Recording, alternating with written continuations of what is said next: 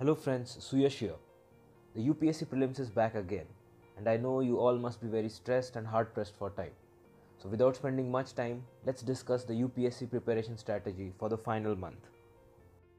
सबसे पहले हमारे पास होना चाहिए लास्ट वीक के लिए एक revision plan. So let's see. A day before the exam, read your last moment revision notes. उससे पहले volatile but high output subjects like polity, modern history, current affairs वो पढ़ने हैं. करंट अफेयर्स आप PT 365 से पढ़ सकते हो, इट्स अ गुड सोर्स. उससे पहले वो सब्जेक्ट्स पढ़ने हैं जो कंसेप्चुअल है और जो जल्दी भूले नहीं जाते. For example environment, geography, economy.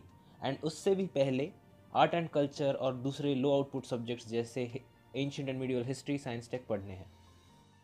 In subjects को पढ़ने के लिए कुछ सोर्सेज देख लेते हैं. आपको ये सोर्सेज पहले से पता है, so I will not go in detail. Just supplement these sources with current affairs material. Current affairs के लिए PT 365 और गवर्नमेंट स्कीम्स की बुकलेट पढ़ी जा सकती है. This is the bare minimum that you can do. इसके ऊपर आप कर रहे हैं तो वेल एंड गुड. ज्योग्राफी के लिए मैप्स देखना मत भूलिए, एंड इकोनॉमी के लिए इकोनॉमिक सर्वे और बजट देखना ज़रूरी है. You can pause this video here and take screenshot. Next, let's go to those subjects which have less cost benefit ratio. You can pause it and take a screenshot.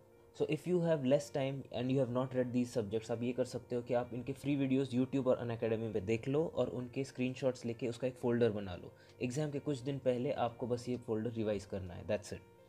अभी कुछ FAQs देख लेते हैं. Newspapers कब तक पढ़ो? Newspapers are not compulsory. Exam से 15 से 30 दिन पहले उनको बंद करो. अभी सिर्फ हेडलाइंस पढ़ना है.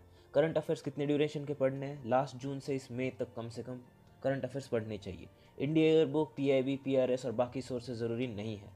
टेस्ट पेपर्स कितने सॉल्व करने चाहिए? 3 to 5 पर subject and 3 to 5 mocks in a simulated environment. मैं इसके बारे में आगे भी बताऊंगा.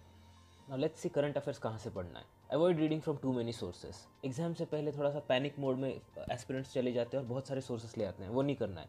Newspapers are not compulsory. हर टॉपर की अलग स्ट्रैटेजी होती है, but if you have not read newspapers regularly, don't panic. अभी भी आप बहुत अच्छा स्कोर ला सकते हैं. Stick to 1 or 2 reliable sources like PT 365, Insights on India, that's it.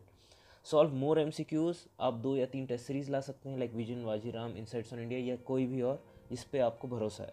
Do not forget to read economic survey and budget. And Yojana पूरी magazine नहीं पढ़नी है. स्किम थ्रू 1 योजना पर डे. पिछले एक साल की योजना मैगजीन्स पढ़ लो, उसमें से भी बॉक्सेस एंड स्कीम्स पढ़नी है. अब हर सब्जेक्ट का वो पार्ट देखते हैं जो हम मिस नहीं कर सकते. हर सब्जेक्ट में कुछ इंपॉर्टेंट पार्ट होता है जो आपको पढ़ना ही है. आप इसका स्क्रीनशॉट लेके उसको पढ़ सकते हैं. मैंने स्पेक्ट्रम का, लक्ष्मीकांत का और नितिन सिंघानिया का इंपॉर्टेंट पार्ट आपको यहाँ दिया हुआ है.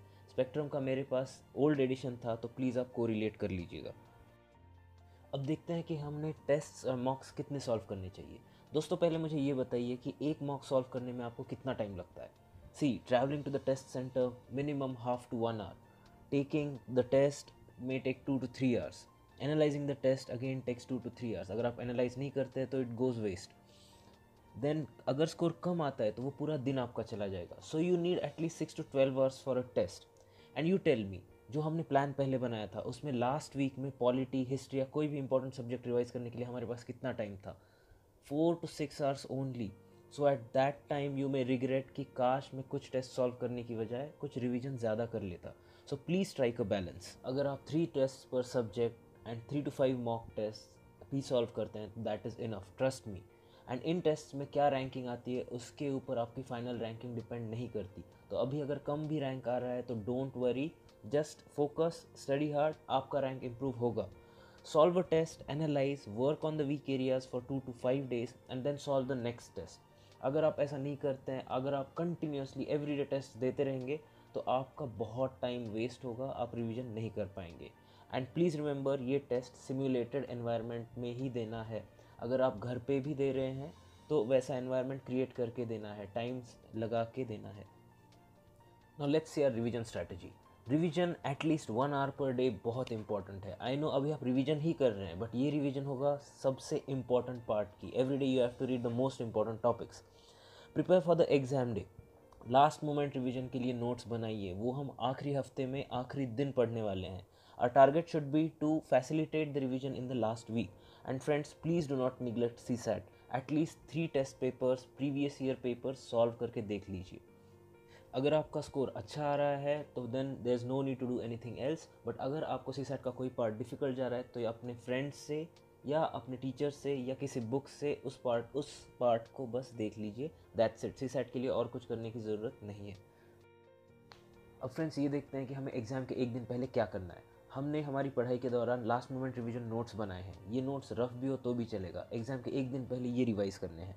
इस दिन बहुत स्ट्रेस होगा, बट होना भी चाहिए, ये नॉर्मल है। एंड रिमेंबर, एग्ज़ाम के एक दिन पहले बहुत से लोगों को नींद नहीं आती, बट ठीक है दोस्तों, एक दिन हम सोएंगे नहीं तो मर नहीं जाएंगे। ये हमारी ज़िंदगी का सबसे इम्पॉर्टेंट दिन है। इस दिन बस हमें एग्ज़ाम पे फोकस करना है। थोड़ा सा हेडेक होगा, इट्स ओके, ड्रिंक कॉफ़ी, अपना फेस धो लेना, नींद आए कुछ भी आए, जाके अपना बेस्ट परफॉर्मेंस देना है। अब दोस्तों उस दिन के बारे में बात करते हैं जिसके लिए ये सारी तैयारी चल रही है। उस दिन बहुत स्ट्रेस होगा, but remember it is normal, थोड़ी एंग्जाइटी होती ही है। कितने एमसीक्यू सॉल्व करने चाहिए?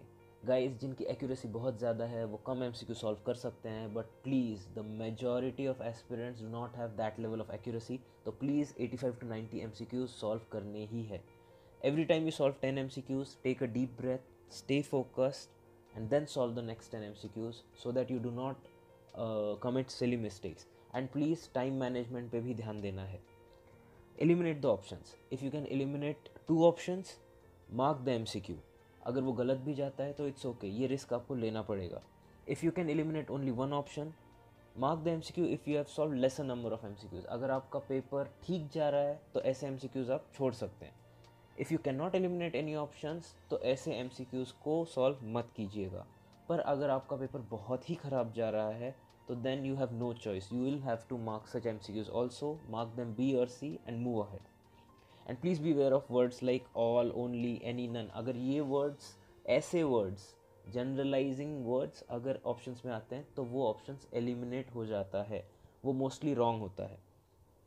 ऑल्सो दो एग्ज़ाम्स के बीच में, पेपर 1 और पेपर 2 के बीच में 2 to 3 आवर्स का गैप होता है। प्लीज़ उस गैप में पेपर 1 सॉल्व मत कीजिएगा, अदरवाइज़ पेपर 2 पे इम्पैक्ट आएगा। अगर आपके MCQs पेपर 1 के सही नहीं लगे हों तो आपका पेपर 2 भी ख़राब जा सकता है।